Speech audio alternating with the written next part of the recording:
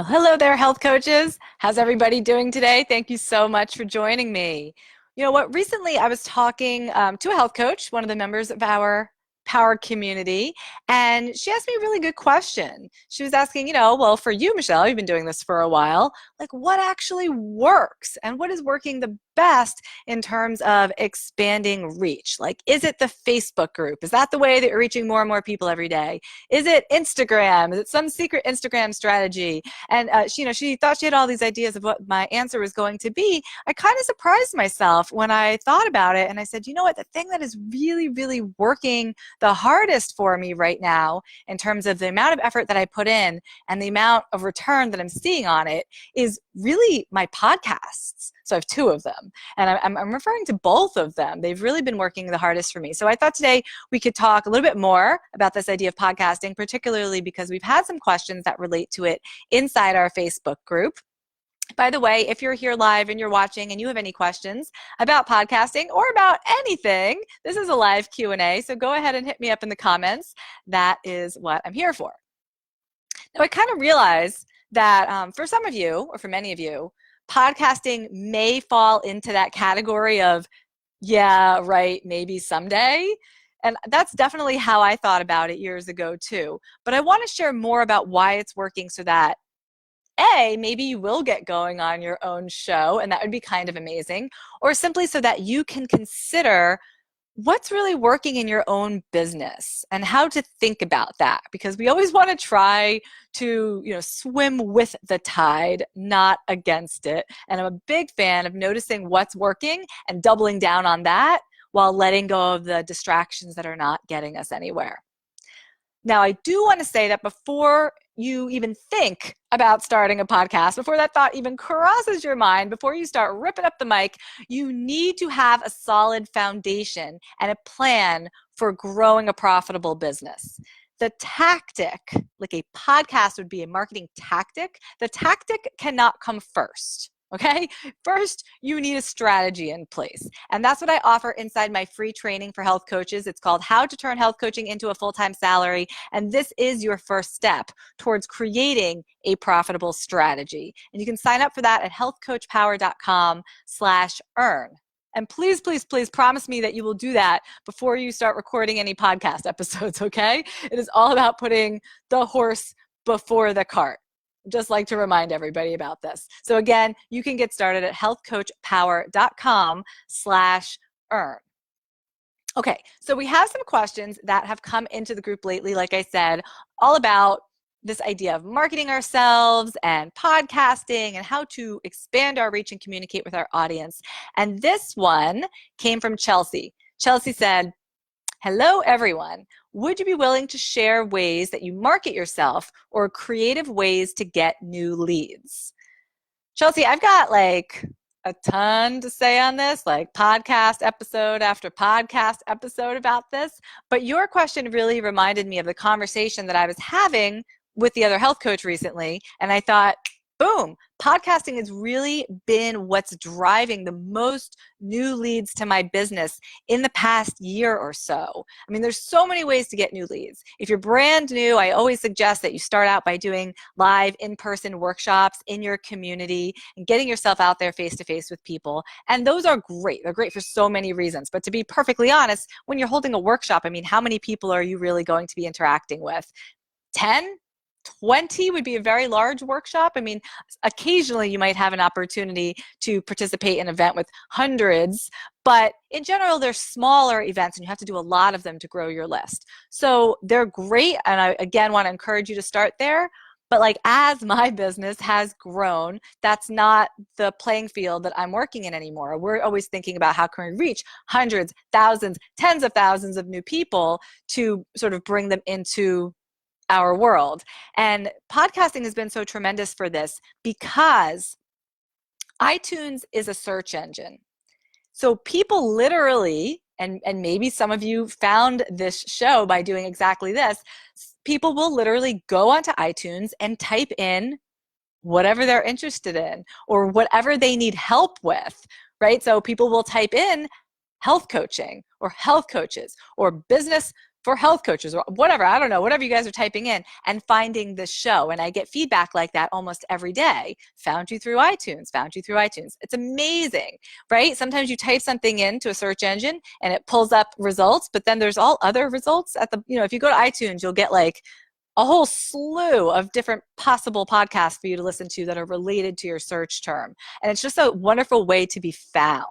And I think that's why it's working so well, as opposed to, let's see, a Facebook group, which can also work very well. But when people type in what they're looking for, it's a little bit different. You might have your group named something like "an apple a day keeps the doctor away," and nobody's searching for that, right? There's not as many opportunities for keyword searches inside of Facebook, because Facebook is not exactly the same kind of search engine that iTunes is. So anyway, this is just a long way of saying that I feel like podcasts have been bringing me the most new leads recently, people that I would not have reached otherwise.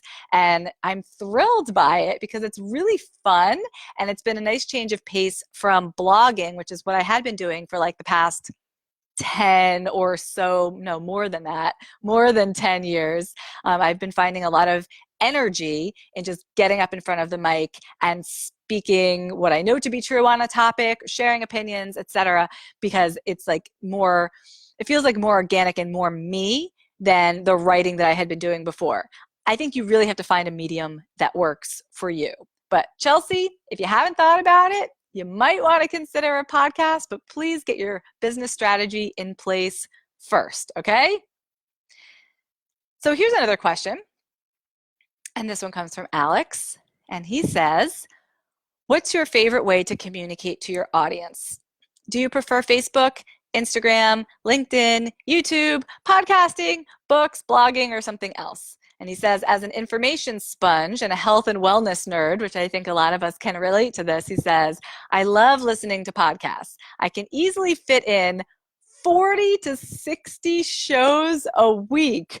Oh my God, Alex, when I read that, I was like, holy mackerel, this guy listens to a lot of podcasts.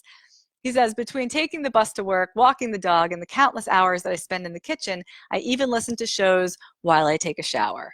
You know what? I've totally done that too.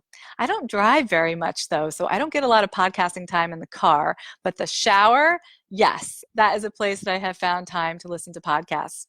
Anyway, Alex, it's very clear to me that this is your favorite medium. So when you're saying, what's your favorite way to communicate to your audience? I mean, I'd probably be tapping into the medium that you enjoy the most. For example, if somebody tells you, any of you, that you should do more video or you should start a YouTube channel, but you hate the idea of being on video, you cannot imagine doing it, it makes you want to run screaming, and you don't even watch YouTube, yeah, that's not going to be the right marketing tactic for you. On the other hand, if someone says you should start a blog and you love to write and you read a lot of blogs and you consume a lot of content that way, that could be perfect for you. So the answer seems pretty clear to me, Alex, that you would want to go the podcasting route. And I just want to highlight again what you said about listening to 40, 60 shows a week, because people are doing this. Unlike reading a blog post where your eyes have to be on a screen, right? You can be listening to a podcast while you do other things. So, I have clients who maybe they travel for work and they're listening to shows while they're on the plane. People, again, like Alex, who said while they're cooking or while they're doing other things. Sometimes once my kids go to bed, I know I'll be like, packing up the old Planet Box lunch boxes, and while I'm doing that, listening to a podcast. So there's a lot of opportunity here in a world where people are trying to multitask and they're not necessarily dedicating all their attention to looking at a screen, to reading long paragraphs of copy. It's just something that seems to be fitting in well with people's lives at this point in history. And I'll expand just a little bit more on that because I've experimented. I've had actually 4 different podcasts through the years, and we've experimented with length of the shows. Like some shows are very, very long, right? What is it, like the Joe Rogan show that goes on for like 3 hours, right? I've had shows that are up to an hour, and I've had shows that are as short as like 5 or 6 minutes. And what I have noticed is that the shorter shows, the ones that are like a half an hour and less, seem to do better, at least with my audience. But that's something to just consider, again, when we're living in a world where people are just utterly there's just information overload everywhere. And if you want to put something out there, it doesn't have to be like this hour-long diatribe digging deep into a topic. Sometimes less is more. So just food for thought. And it's so great to know people are out there listening to podcasts like that, because I intend to continue producing them. Claudia has a question she just typed in. She says, how do you plan your content for the episodes? Is there some kind of underlying strategy? Yes and no. I wish I could just say, oh, yes, absolutely. All the time, all of my podcast episodes are planned perfectly. That would be a total lie. One thing with podcasting is you are producing a lot of content, right? Typically, shows are coming out once a week. That doesn't have to be the case. You could have a podcast that comes out once a month, but that's sort of the typical rhythm. So you are constantly generating new content. And when, for example, I have something that I am promoting inside my business, I definitely work that into the podcasting schedule. So if I'm going to be, let's say, selling apples, I will probably have several shows about different Apple topics leading up to that promotion to kind of warm up my audience on this idea of apples. And of course, that is just a silly placeholder.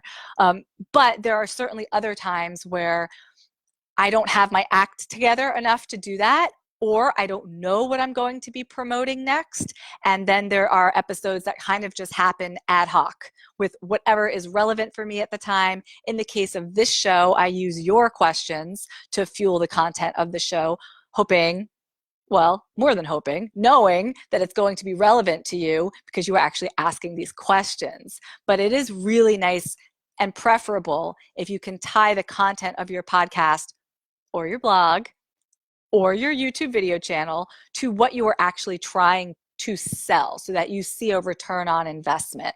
So it's sort of like yes and no. And could I be doing it better? Probably, right? But just keeping up with that weekly flow of content is rule number one. And rule number two is tying it back to seeing a return as often as possible. Really good question. Thank you for asking that. In fact, right now, let's see. My other show, which is called She's Got Power, that's my health and wellness and more aligned with my health coaching practice podcast. We just started season 2 of the She's Got Power podcast, and I have a spreadsheet of all the topics that I want to cover, the interviews that I've done, and kind of planning it out to match up what else I'm doing with that side of my business. And at the very least, making sure that I'm not like repeating a topic too quickly, that I'm getting enough variation in there in terms of different types of episodes. So there's also that kind of strategy too, where you want to keep people listening. Sometimes a show can get kind of boring if like every week it's the exact same thing. Every week it's a perfect polished episode, interview with somebody famous. I mean, that can be interesting. It works. But I have found that also listeners like to have a little bit of variation. So we try to mix it up in the strategy of the podcast as well. Okay, let's see here. Question from Val, and I apologize, my voice is a little bit froggy today. Val says, and this is a similar question. She says, for those of you that have your own podcast, how long did it take you to plan and then launch it? I'm currently in the planning stages of my podcast, so I'm just trying to figure out a good launch date for myself. Well, Val, you can plan your podcast for years. I would say the best thing to do is to launch sooner than later, because there is nothing like a deadline to get you moving and get you executing on a plan. You can have the most perfectly laid out plan, right? But if you're not executing against it, it just doesn't matter. So I would probably only plan enough that you know you can launch with your first 3 or 4 episodes in the can. And what that means is when you first launch a podcast, it is common practice. It's not a must-have, but it's a common practice to launch with 3 or 4 episodes already recorded. So on your very first day out, if somebody's listening, people like to binge listen, right? So like if you have only one episode, it can be a little bit of a letdown. So the recommendation is typically to have a couple of episodes in there that folks can listen to so they can really get into your show. And then next week, when the next podcast episode comes out, they're like primed and ready and waiting for it. So you would want to map out what your content's going to be, go ahead and pre-record as much of it as possible. And that's what we do. And then not with this show, but with the She's Got Power show. And then each week we're just mostly in production, just producing the show and getting it out there. But the actual content is almost always pre-recorded. And we certainly launched with 3 or 4 episodes on day number 1. Anyway, Val, there's lots of ways to do it. I'm always a fan of whatever's like the least path of resistance. And this show is an excellent example of that because it started just as doing Facebook Lives for my Facebook group, and that's it. And I would show up and just answer questions. And I just kind of started doing it every week. And then I was like, there's no reason why we couldn't just take these recordings and turn them into podcast episodes and publish on iTunes and publish on Stitcher and publish on all over the place. And so that's kind of what we started to do. And it was easy because I already have this flow, this content, this sort of Q&A style that I was doing. So I didn't have to plan it out that much. And you could think about that as well. Like, what are you already doing that could be leveraged into a podcast or into your regular content on whatever medium you choose? And then it's not another thing to do. You're just getting more bang for your buck. So that is my advice on starting your podcast. Good luck. And we would, of course, love to hear about it once you get a show launched. I should also mention that there are lots of different ways to start a podcast. There's the option to sort of do it all yourself. We use very little editing and production on this particular show. This is like a very off-the-cuff type of show, if you haven't noticed, which is fun. My other show is a little more polished. We do a lot more production work on that, music and editing and all the rest. And then there are shows that are live. You can sign up with something like Voice America, or I forget what the others are called, where you get a time slot every week and you're basically like a live radio host, but then it's recorded and becomes a podcast. So there's lots of different ways of doing it. And I wanted to let you know that a few episodes back, if you go in the archives, we did a whole episode with my podcast producer, Caroline, about how to start a podcast. And she really got into the nitty-gritty about like the planning and all the pieces that you have to have in place. And she's phenomenal. So if you're interested in getting started, I would recommend going back in the archive and looking for that episode. But by and large, podcasting has been doing the most for me with as little time as possible. Another question that I was asked about this was, how much time do I spend on it? And also how much money goes into it? So time-wise, again, it's going to vary. This show, I show up with some preparation, sometimes more than others. And we have this sort of conversation right here on the fly where you're asking questions and I'm answering them. It's actually very little time each week. And then I have my assistant do a little bit of editing and publish the show. So she spends about an hour or 2 doing the production side, and I spend probably a total of an hour or so creating the content each week. So it's not that bad at all. And depending how much you're paying somebody will determine, of course, what the cost is for you every week. Could you do the production work yourself? Yes. If you know what you're doing, it will take you a couple hours. If you don't know what you're doing, it could take you all darn week. And that's how I decided I just needed to hire out for it. Now, on the other side of my business, where we do a lot more production work on the She's Got Power podcast, we spend more money on it, certainly, and we spend more time, and I prepare those shows a lot more in advance. So it all is about the style of show that you're going for, but I would recommend hiring help for the technical bits unless you know this stuff inside and out, or else you will quickly burn yourself out. Well, I have a little bit more time today, so if you have any other questions about what's going on in your business or anything else you'd like to know about podcasting, go ahead and throw them in the comments now. I have one here from Sarah. Sarah says, I feel I'm getting closer to nailing my target market.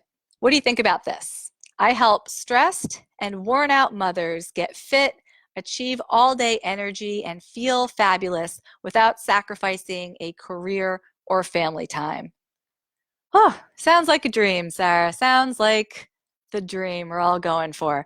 I do think that there's a lot of messaging in this area, helping the busy mom be healthier, helping the busy mom feel less stress. And it can kind of become cliche. So what I would encourage you to do is think about stressed and worn out mothers, which are literally all mothers, and get a little bit more specific. So maybe you work primarily with the women who live in your town. Okay, that would be specific because you'd be able to offer her resources and support that she couldn't get anywhere else because you know her town inside and out. And that would be one way to sort of specialize within the stressed and worn out mothers group. Another way of doing it would be, stressed and worn out mothers who have a particular illness, or stressed and worn out mothers who have a particular issue with their children, or stressed and worn out mothers who, do you see what I'm saying? Like, you want to get a little bit more particular about who she is, because right now you're talking to about 1 billion mothers around the world, and your message is going to feel very watered down and not particularly resonate with any stressed and burnout mother. She's just going to overlook it because she is so overwhelmed with everything, blah, blah, blah, another thing that I should be doing, and she's going to walk right by. However, if I saw something that was like, this is for the stressed and worn out mother podcaster, I might be like, oh, well, that's interesting. How do other mom podcasters make this all work? I'm not saying that's the target market for you. I'm just saying that would be something that might catch my eye where I would overlook other messaging towards moms because there's just too much of it. The other thing that you would want to think about is, and this will be helpful, be more helpful when you know exactly who you're speaking to, is you want to think about one really big problem that she has. So here you have a couple about getting fit, wanting all-day energy, wanting to feel fabulous, and not wanting to sacrifice career family time. But I would really tap into like what her one really, really big, most worrisome problem is. Like, for example, again, just off the cuff example, if you were targeting mom podcasters, one problem she might be like really, really worried about is the success of her show. Or one problem she might be really, really worried about is feeling like she has something outside of her family. Like maybe that's why she podcasts in the first place. And that's like an area of development for her, something that she's worried about. And that's why she's podcasting. And maybe that's the big problem that you help her with feeling like her own person again. So just some ideas, but I would try for all of us to avoid the sort of vague blanket, like I'm going to help you feel healthier and fabulous and more vital. Because when you say all those things, it's kind of like saying nothing. It's just like more white noise in the health and wellness space. So you want to try to get really, really particular with who you serve and the very specific problem that you can help them solve. And if I have said that once, I have said it 1,000 times. I know you guys have heard me say it before. All right, what else do we got here? I have a question from Kristen. This is an interesting one. She says, for all of you experienced coaches, how did you make sure you were providing value to your clients when you first started? I'm trying to get in the flow and be less focused on perfection, but I'm always so nervous I'm not doing something right. Any tips are so appreciated, and thank you in advance. Thanks for asking that question, Kristen, because that is a really common issue that all coaches are up against. I mean, heck, even experienced coaches. Am I providing enough value? Am I helping this person enough? What if they're not seeing the results that they came to me for? We can get really like hard on ourselves. So I want to just offer to you that, of course, in the beginning, I ran circles around my clients. I'm like, here, how about this handout? And how about this book? And here's 12 recipes. And here's some other stuff. And I sent you this thing. And blah, blah, blah, blah, blah, blah. And it's just too much. It can be really overwhelming. And then if they don't get to it all, they can feel like they failed or just kind of worse about themselves because they want to be doing the work, but know they couldn't get that book and read it between last session and this session with you. So you want to be careful about not overwhelming your clients. And honestly, the most powerful thing that we can do for anybody is hold space for them without judgment and let them open up and share and do the work that needs to get done where they are leading, instead of us feeding them and giving and sort of creating a codependent relationship. We don't want that. We don't want that at all. We're mostly here to hold space and say, what I hear you saying is, and sounds like you are interested in, or what if you took that thought a step further and coached them along? And that is really the beauty of health coaching and what makes it different from being, I want to say, like a service provider, you know, like a massage therapist who shows up and like has to give a good massage. Like it's on that person to do the work. With coaching, it's like it's on your client as much as it's on you to do good work together. So actually sometimes the less that you push, the better the work is in the end. And it's really quite miraculous.